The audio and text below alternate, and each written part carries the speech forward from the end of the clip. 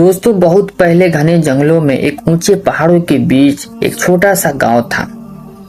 उस गांव में एक गरीब लेकिन नेक और ईमान वाला लकड़हारन रहता था। उसका नाम अब्दुल था। उसके घर में उसकी बूढ़ी माँ, बीबी और 2 छोटे बच्चे थे।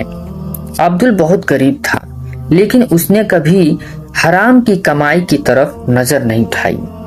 वो हमेशा कहता था, कम हो मगर हलाल हो, रोजी देने वाला मेरा मालिक है। फिर वो कहकर अपनी पुरानी लोहे की कुल्हाड़ी को लेकर जंगल की तरफ निकल जाता। दिन भर मेहनत करता, लकड़ियां काटता और शाम को बाजार में बेचकर थोड़ा बहुत पैसा कमाता और उसी से उसके घर का चूल्हा जलता था। एक दिन मौसम बहुत खराब था। आसमान में काले बादल थे और तेज हवा चल रही थी। गांव के लोग घरों में बैठे थे, लेकिन अब्दुल मजबूर था। बच्चों ने 2 दिन से खाना नहीं खाया था। उसने अपनी बीवी से कहा, मैं जल्द ही लौट आऊंगा इंशाअल्लाह कहकर जंगल की तरफ पहुंचा और नदी के किनारे एक बड़ा सा पेड़ काटने लगा। तभी अचानक उसका पैर फिसल गया और उसकी कुल्हाड़ी हाथ से छूटकर गहरी नदी में जा गिरी। अब्दुल घबरा गया।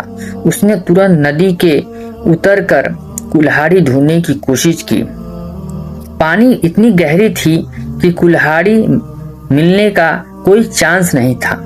कोई मौका नहीं मिला। कुल्हाड़ी नहीं मिली। वो थककर नदी के किनारे बैठ गया और उसकी आंखों में आंसू निकलने लगे। वो आसमान की तरफ देखकर बोलने लगा, या अल्लाह, मेरे बच्चों का क्या होगा? ये कुल्हाड़ी मेरी रोजी थी। तभी अचानक नदी का पानी चमकने लगा और तेज एक नूर दिखाई दिया और एक फरिश्ता दिखाई दिया तो अब्दुल डर गया।